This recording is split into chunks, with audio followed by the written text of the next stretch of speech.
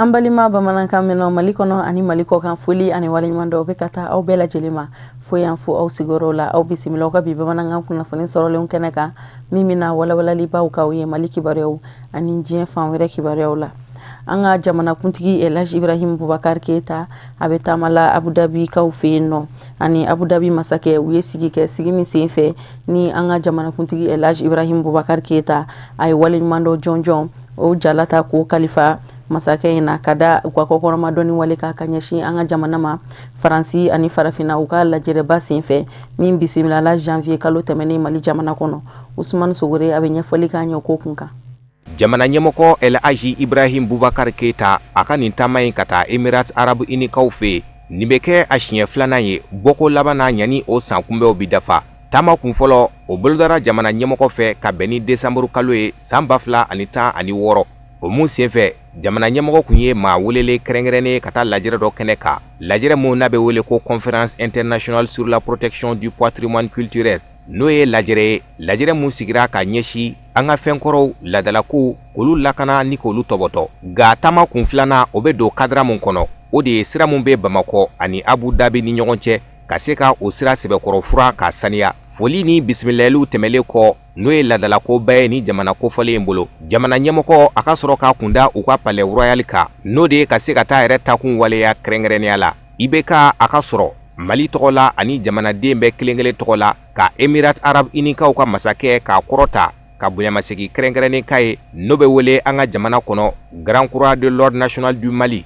Emirates Arab Uni ka masakɛ Mohamed Ben Zayed Al Nahyan ni jɔyɔrɔ in dira ma Mali fɛ bari sabula ka da ka a jɔyɔrɔ bonyana Mali ye lajɛrɛ mun n'o ye farafina ani farajɛka sigi ye n'a ta ko 27 sigira an ka jamana kɔnɔ ka daminɛ janvier kalo tile 13 la ka taa kuncɛ a tile 14 na an ka jamana faaba kɔnɔ Bamako o senfɛ jamana in ye bonya caman kɛ an ka Mali ye kɛrɛnkɛrɛnnenya la bolifɛn 70 ni 30 b'a la olu bɛ wele ko blindé chapiteau maa bɛ se ka bisimila minɛ minnu kɔnɔ groupe ka se ka kuranko mako jɔyɔrɔ ta an ka jamana maa ɲɛmaw ye ne a bɛɛ lajɛlen musaka o bɛ se sefa wari miliyari 50 ma an b'aw ladɔnniya k'a fɔ an ka jamana ɲɛmɔgɔ Elhaj Ibrahim Boubacar Keita a bɛ tile 3 taama de la ka taa Emirates Arab Uni kaw fɛ o mun senfɛ an'u ka maa ɲɛmaw bɛna ɲɔgɔn ye walasa jɛgabara mun bɛ jamana fila ni ɲɔgɔn cɛ ba bɛ se ka don o la cogoya min na ka taa fɛ Tegano blakera bengan sebendola chakeda en sukala ani EDM Mali SA ulu ni ɲɔgɔn cɛ an b'aw ladɔnniya k'a fɔ bengan sɛbɛn a bɛna kɛ sababu ɲuman di EDM SA ma a ka se ka dɔ fara a ka clientw ka kuranti ta kan Musa Fɔnba bɛ ɲɛfɔli k'a ɲɛ o ko kun kan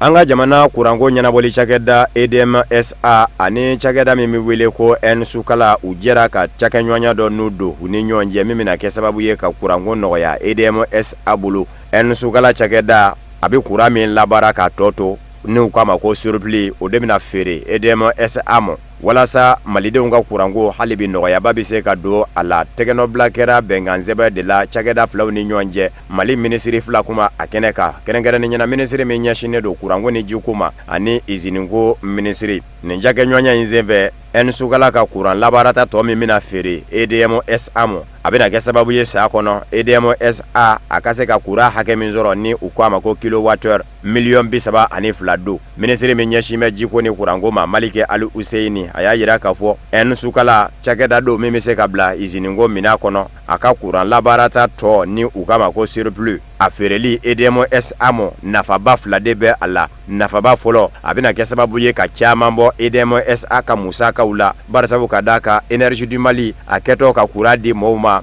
a ka kuran lasulu ta yɔrɔ o ye taji de ye kɛrɛnkɛrɛnnen ɲɛna gasoil o sɔngɔ dun ka gwɛlɛ bi kosɛbɛ o kumana ni sanni kɛra Nsukala fɛ a ka kuran labaarata tɔ la k'o bila EDM SA ka bolo kan o bɛ kɛ sababu ye k'o musaka bin ka bɔ EDM SA ka tajiko ta fan fɛ nafa filanan ye fɛn min ye a bɛna kɛ sababu ye ka dɔ fara EDM SA ka kuran dita fɛnɛ hakɛ fɛnɛ kan minisiri filaw olu ka wulikajɔw de kɛra sababu ye ka baara in nɔgɔya wa cakɛda filaw Nsukala ani EDM SA u jɛra ka munumunu zalo kɛ ɲɔgɔn fɛ ɲɛɲininiw minnu kan ka kɛ baara in yɛrɛ bɛ se ka sabati cogo min na o bɛɛ bolo dara ka ban. Minisiri min ɲɛsin bɛ izini ko ma ale ko nin baara min danŋɛnɛmayatɔ filɛ nin ye jamana ɲɛma Elhaji Ibrahim Boubacar Keita ka haminanko dɔ de don. Wa a bɛ don fɛn min kadara kɔnɔ kɔsada in na minisiri ɲɛma Abdoulaye Idrissa Maïga ye dantigɛli min kɛ wasabulo kɔnɔ wasadenw ɲɛkɔrɔ u k'a ma ko déclaration de politique générale DPG. Jamana ɲɛma kɛmɛ ka kunlenna min di minisiri ɲɛma n'a ka minisiriw ma ni u bɛ baara kɛ o kɔnɔ Mali joli kadara kɔnɔ o gafeba kɔnɔ ko nin haminanko min danŋɛnɛmayalen filɛ nin ye k'a bɛ don o de kadara kɔnɔ. A ko dakuru ɲɛ kelen walasa ka se ka faamu duguma sira fɛ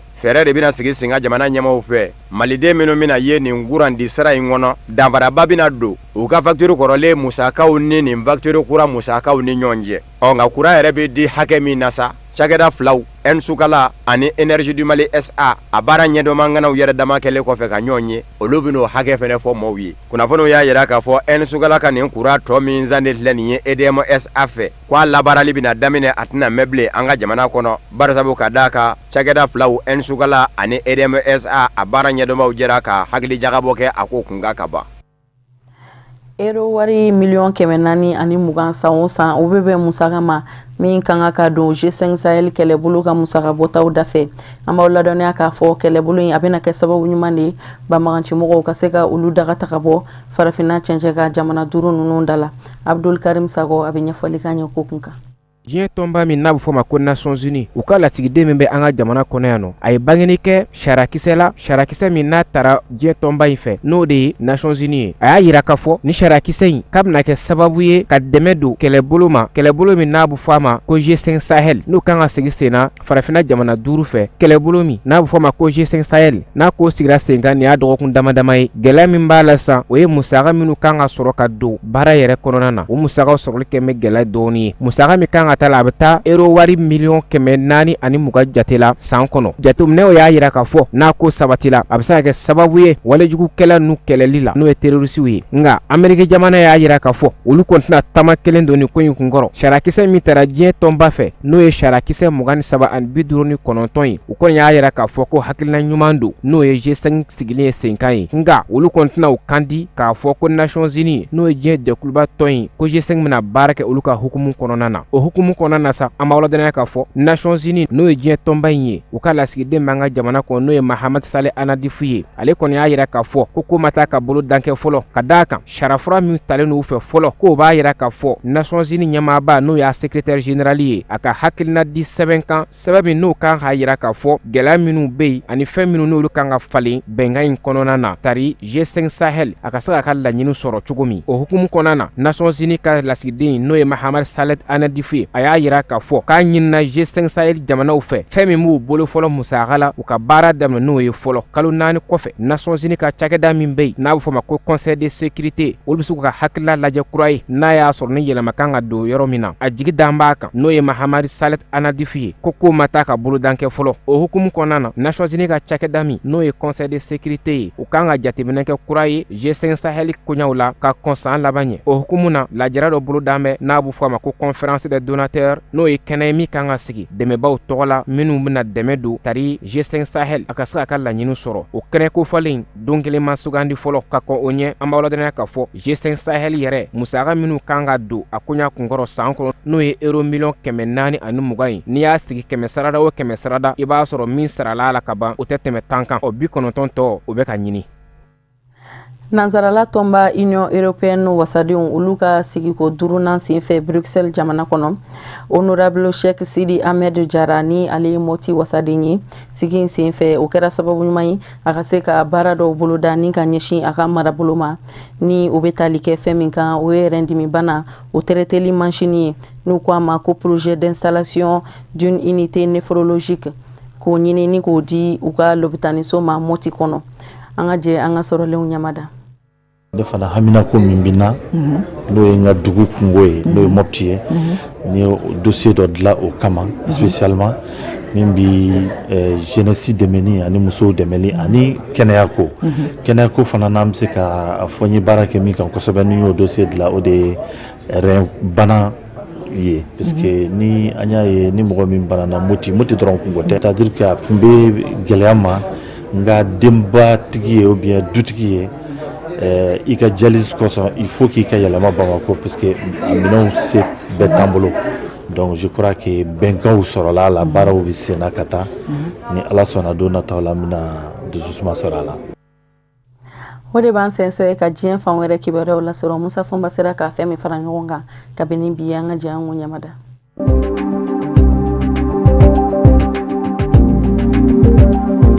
tile 40 a bilalen kɔfɛ kɛrɛnkɛrɛnnen ɲɛna juin kalo tile 9 tɛmɛnen Saif el-Islam Muammar Gaddafi denkɛ filanan min datugulen kun don Zindan n'a bilalen kun y'a jira k'a fɔ a bɛ dantigɛli kɛ ni dantigɛli ma bɔ a ka ko kunba bɛɛ bɛɛ lajɛlen la. Saif el-Islam Muammar Gaddafi denkɛ filanan bɛ min a bɛ Zindan de wa tɛra a bɔ bɛ jamana kɔnɔ wa a bɛ jamana fa jumɛn fɛ bɛɛ lajɛlen bɛ k'i yɛrɛ ɲininka. Kunnafoniw kun y'a jira k'a fɔ ka bɛn ni seli ni ɲaɲaninw ye a kun kan ka dantigɛli dɔ kɛ ka ɲɛsin jamanadenw ma Libi jamana kɔnɔ nka o labanna ka bɔ a mɔ. Saif el-Islam kɛnɛ kɛ k'a jira a nɔfɛmaw ka fɔ la k'a fɔ a n'a waati wɛrɛ kɔnɔ k'i dantigɛ. Bibi in na maa minnu bɛ yen ni olu kɛra Muammar Gaddafi juguw ye a kundoba minnu ni a jɛra yanni u ka kundo u caman b'a dɔn k'a fɔ ni gundo bɛ Muammar Gaddafi la bɛɛ a dɔnba bɛ sɔn ka kɛ a denkɛ filanan in de ye ni o ye Saif el-Islam ye o de kosɔn u caman jɔrɔ mɛ ni a lahalaw ye bi bɛɛ kɔni bɛ k'i ta fɔ Saif el-Islam kun kan dɔw y'a jira k'a fɔ a tɛ Zindan bilen a n'a ye a bɛɛ na ni o y'a ba faso ye Bayida Libi kɔrɔyan b'a fɛ ko barisabu ka d'a kan ko yanni Muammar Gaddafi ka kundo a ba ni o ye Safiya ye k'o kɛ kun bɛ ka villa dɔ jɔ kɔsada in na ye. Kunnafoni wɛrɛw fɛnɛ sɔrɔla minnu y'o kɔrɔfɔ ngalontigiya k'a fɔ Bayida kɔnɔ a bɛɛ nana a ba faso la k'a tɛ se ka ye ko barisabu ka d'a kan k'a tɛ se ka lakana ye k'a bɛ sɔn ka ye Libi worodugu yanfan fɛ kɛrɛnkɛrɛnnen ɲɛna Tuarɛgiw bɛ sɔrɔ Libi fa min fɛ u k'a yɔrɔ ma ko Ubari maa minnu y'o lasebaaw ye u k'u ka dalilu ye fɛn min ye don min na a jarala Zindan kɔnɔ k'a fɔ Saif el-Islam Muammar Gaddafi denkɛ bilara ka bɔ kaso la k'o don kelen bɛɛ ko Ubari pankurunjigi kɛnɛ dayɛlɛ la a yɛrɛ kanuba minnu bɛ yen olu fɛnɛ bɛ ka to ka ja dɔw fɛnɛ ta k'olu bila kunnafoni sɔrɔ sira kuraw sanfɛ walasa Saif el-Islam ko yɛrɛ a bɛ se ka ɲamatunu maaw la k'a kɛ kunba ye bɛɛ lajɛlen la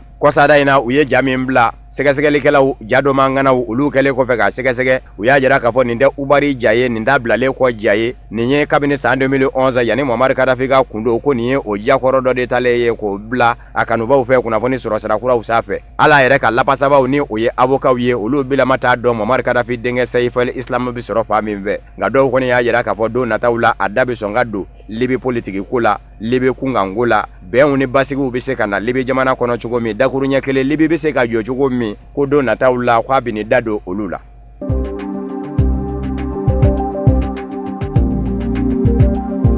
Gabon jamana kɔnɔ kunnafoni dilen k'a fɔ kalata bɛ bɔ a jɔ kɔrɔ wasadensigi kalataw minnu kun kan ka kɛ juillet kalo tile 29 nata jamana sariya suma kɔlɔsiyɔrɔ cour constitutionnelle fɛ a kɛra sababu ye ka min ye fangasinamatɔnw ye k'olu dusukun kami dantigɛli in kɛra ka bɛn ni tarata juillet kalo tile 18 de ye u kɛn bɛ ka fɛn min kɛ u ka dalilu ye o ye waati min kan ka di politikimɔgɔw yɛrɛ dama mɔ jamana ɲɛmayaso fangaɲinijɛkulu ni fangasinamatɔnw u ka se ka sigi ka kan kelen fɔ ɲɔgɔn ye ka don da kelen fɛ ka bɔ da kelen fɛ i n'a fɔ jamana ɲɛma Ali Bongo Odimba kɛmɛ ko min laɲini kɛrɛnkɛrɛnni ɲɛna ani Jean Ping fangasinamatɔ ɲɛma min ni a ye ɲɔgɔn sɔrɔ ni o yɛndɛ ni a ka jamana ɲɛmaya ye a n'o bɛ se ka sigi ka kuma o de tɛ ka se ka sira sɔrɔ wa ko kalata in tɛ se ka labɛn ka o soroba ɲami in don sen na o kumana olu b'a fɛ hali bi ka waati dɔ de di politikimɔgɔw yɛrɛ dama mɔ sigi ka fɔ ka se ka koron ka kɛ o kɔnɔ ka bɛnko la wasadensigi kalataw ka sɔrɔ ka bolo da an b'aw ladɔnniya k'a fɔ Gabon jamana minisiri ɲɛma Emmanuel Isoze Ngonde ale de wulila ka se jamana sariya suma kɔlɔsiyɔrɔ cour constitutionnelle mɔ k'a ɲini u fɛ kalo 24 ka di jamana ɲɛmɔgɔw mɔ walasa u ka fɛrɛ ka wasadensigi kalata labɛn ko barisabu ka da ka sigi ka fɔ minnu don ne filɛ nin ye u ni fangasinamatɔw ni ɲɔgɔn cɛ k'a bɛ se ka koron ka kɛ waati min kɔnɔ ka sigi ka fɔ yɛrɛ kunjɛ ka se ka bɛɛ lajɛlen lamɛn u ka bɛɛ kan kelen kan k'a waati surunyana bɛɛ kalo 18 don n'o tɛ k'a bɛ taa se kalo 24 mɔ jamana sariya suma kɔlɔsiyɔrɔ cour constitutionnelle mɔgɔw fɛnɛ jɛna ni a ye nka fangasinamatɔw kɔni ye a jira k'a fɔ a bɔko min ye nin ye a jɔakɔrɔ k'a ma bɛn u mɔ.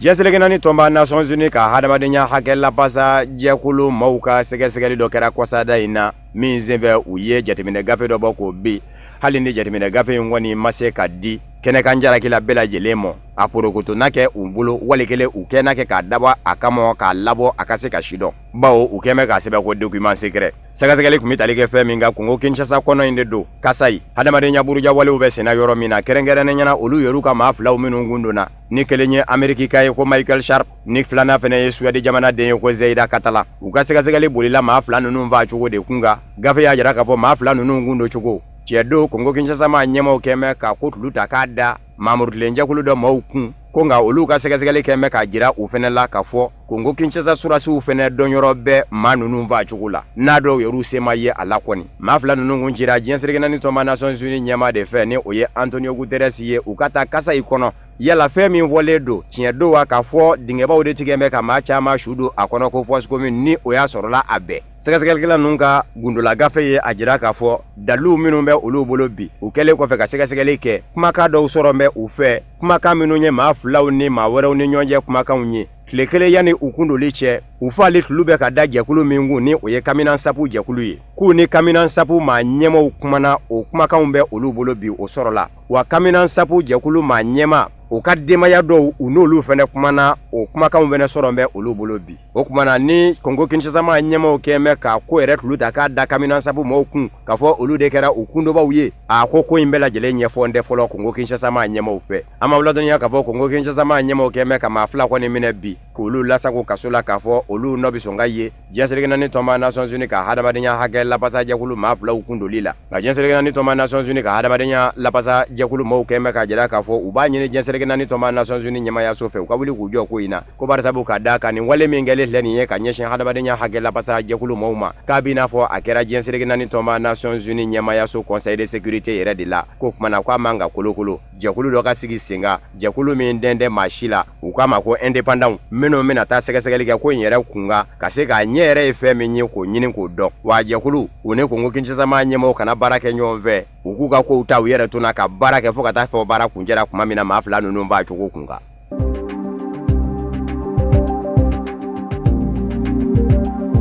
Tarata juillet kalo tile 18 tɛmɛnen Afrique du Sud jamana kɔnɔ o kun ye donba ye maa min bɛnkan vanga kadara kɔnɔ ni a kɛra jamana ɲɛmaa fɔlɔ ye Nelson Rolihlahla Lala Mandela a bangena juillet kalo tile 18 dɔ de Afrique du Sud jamana kɔnɔ wa o san kun bɛ ɲaɲani de kun bɛ senna Afrique du Sud kaw fɛ yen maa kɛmɛ sigiyɔrɔma caman de ye ɲaɲaniw bolo da duguba caman na kɛrɛnkɛrɛnnen ɲɛna dugu min wele ko Cap bonɲamasegiw ni tasibilaw kɛra ka ɲɛsin Nelson Mandela mɔ o ɲaɲani kɛnɛ ka a furumuso a sara ka min don a kun ni u kama ko Grâce Machel ale kun bɛ kɛnɛ kan Irlandikaw ka jamana ɲɛmaamuso Marie Robinson fɛnɛ kun bɛ kɛnɛ kan Angleterre jamana maa ɲɛmaa dɔ ko Richard Branson ale fɛnɛ kun bɛ kɛnɛ kan a senfɛ furubatɔ minnu fɛnɛ bɛ yen u y'u da don jamana cogoyaw la yanni Nelson Mandela ka fanga ta jamana kun bɛ cogo min a ye fanga ta jamana kɛra cogo min fanga bilalen a fɛ minnu fɔra a kɔ olu ye jamana kɛ cogo min fɔ ka na se bi jamana ɲɛmaa Jacob Zuma mɔ nka o kɔrɔfɔ bɛ taa kuncɛ kuma min na wele sena ka bila bi jamana ɲɛmaa Jacob Zuma mɔ ɛlɛ ni a ka fanga in bila wa minisiri min ni minisiri man di don ko dawulatigi don Afrique du Sud jamana kɔnɔ k'a sabu kɛ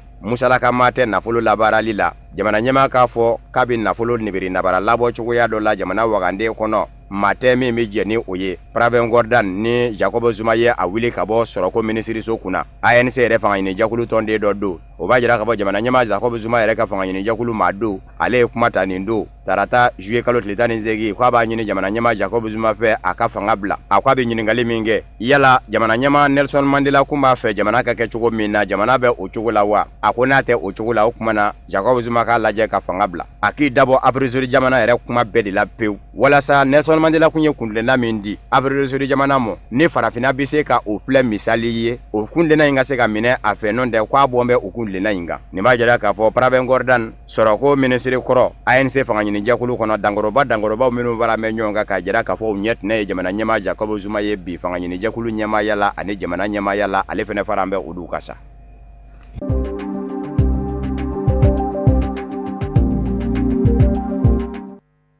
Sani an ka bi bamanankan kunnafoni sɔrɔlenw kuncɛ juillet kalo o tile 29 nata Centre Sportif de Rugby IPO 15 olu bɛna rugby ɲɔgɔndan bisimila k'a labɛn o kadara kɔnɔna na équipe minnu ni olu bɛna ye u ɲɔgɔndanw senfɛ olu ka labɛnw bɛ sen na an ka jɛ kɔrɔfɔ minnu kɛra Isufu Kulubali ka ɲininkali galamani na an k'o ɲɛmada. Bon IPO 15 an bɛ labɛn na toujours an bɛ entraînement na chaque jour an bɛ entraînement kɛ pour que ka se ka coupe emporter n'Ala sɔnna ma. Ouais, alhamdoulilah, bon coach ye caman yira na mise en tactique ninnu an b'olu kan. Bon physiquement aussi je sais que an ka mɔgɔw ils tiennent bien. Bon an bɛ entraînement kan toujours hali bi an b'a kan ka kɛ an bɛ continuer toujours avant que yana don cɛ inchallah. An bɛ fama tournoi ma kojugu ni compétition baw tɛ an tɛ ni tournoi sugu ninnu kɛ donc IPO mɔgɔ ni initiative bɔra IPO mɔgɔw la a bɛna fisaya an ma kojugu donc dorénavant ni club tɔw fana bɛ se ka kɛ ten ka to ka ni tournoi sugu ni organiser ka joueur bila sur jambe tiɲɛ yɛrɛ la a bɛ fisaya bɛɛ ma kojugu jeliba ka labɛn a ka ɲi parce que an ka joueur kun disperser lo joueur kun tatalen no yɔrɔw la mais an ye ci bila o bɛɛ ma o bɛɛ bɛ ka na an bɛ ka entraînement daminɛ san sɛbɛ yɛrɛ la tournoi na an ɲɛ bɛ tournoi ɲalen na an ɲɛ bɛ tournoi ɲalen yɛrɛ la et puis nin ye ko ye ko min b'a to rugby bɛ ye kosɛbɛ parce que rugby ye fɛn dɔ ye an fɛ yan nɔ a dɔnnenba tɛ surtout pour maliyɛnw k'a dɔn ko rugby ye sport min ye f'i k'a fɔ ko naloma ballon-tan na ko f'u b'u poron ɲɔgɔn kan n'i y'a fɔ ten u b'a faamu mais n'i ko rugby mɔgɔ caman bɛ miiri rugby ye mun ye mun jeu sugu de don tu vois an taara tournoi camanw la ka na ni coupe camanw ye mais avec tout ça an dɔnnenba tɛ parce que rugby an fɛ yan nɔ an dɔnnenba tɛ moyen ko b'a la comme nin y'a siɲɛ fɔlɔ ye il faut ka tournoi organiser sinon an bɛ match de galaw de kɛ ka caya mais nin y'a siɲɛ fɔlɔ ye bon nin siɲɛ fɔlɔ nin ne yɛrɛ ɲɛ b'a la a ɲanen don bon nin fana b'a to a bɛ dusu don club wɛrɛw kɔnɔ ka organiser bon minnu fana bɛ yen ne rugby n'u t'a dɔn a bɛna to fana bɛna dɔn a kanu bɛ minnu na a bɛ n'u fana sama k'u la s'a ma u bɛ se k'an dɛmɛ cogo min na an bɛ se ka sport in bɔ dibi la cogo min na. Am kɔni an bɛ a bila fɛn fɔlɔ min kɔnɔna la cadre min kɔnɔna la comme i y'a fɔ cogo min na kulonkɛ de don tiɲɛ yɛrɛ la bon rugby fɛnɛ de don rugby ye jeu dɔ ye jeu min don vraiment physique jeu don jeu gɛlɛman don comme jeu nɔgɔman don fɛnɛ bon an y'an bila kulonkɛ minɛn de kɔnɔ an bɛ IPO mɔgɔw fo halisa u ka nin initiative la vraiment du fait que an bɛ fara ɲɔgɔn kan ni équipe naani bɛna fara ɲɔgɔn kan ka se ka jouer vraiment c'est une très bonne initiative. Bon, je pense qu'on a la bonne comme d'habitude, on est am la benen on akoro. On la benen comme toujours. Ni jeune yere sababu ala. Espace do fraka la benga. Mais entraînement comme d'habitude. Comment réunir la chomna, espace là vraiment c'est une équipe vraiment de discipline. Donc ce qui est sur nous, on s'entraîne tout le temps et puis on la benen on ka se ka ni jeune kono et klanga konna la et surtout sport hakilina ni rugby hakilina konna la. Bon, hakilina sɔrɔ la parce que an ye difficulté an ye sɛgɛn caman ye Mali rugby kɔnɔna na kɔsanni na parce que compétition kun bɛ daminɛ u tɛ laban Mali coupe bɛ daminɛ u tɛ laban donc championnat bɛ daminɛ a tɛ laban ne ye fédération ɲininka a b'a fɔ ko fédération b'a fɔ ko wariko b'u la ko ministère t'u wari d'u ma walasa mun b'u permettre ka compétition daminɛ k'u laban donc o gɛlɛya kɔnɔna na an yɛrɛ y'a ye Mali rugbymanw bɛ ka caman bɛ k'a dabila caman bɛ ka disperser donc o kɔnɔna na an y'a essayer ka maliyɛnw fara ɲɔgɔn kan dɔɔni an ye hakilina sɔrɔ donc avec baramali mɔgɔw olu y'an dɛmɛ n'u ka produit XXL ye donc u y'o lié a la pour que an bɛ se ka fɛn dɔ kɛ ka Mali rugbymanw fara ɲɔgɔn kan ale ni ka Mali rugby développer pour que jama bɛ se k'a dɔn cogoya min ko rugby bɛ Mali la et puis a bɛ kɛ bon an ye tɔn naani ta kun min kama parce que Mali yɛrɛ kɔnɔ yan équipe 6 de bɛ yen équipe 2 bɛ région kɔnɔ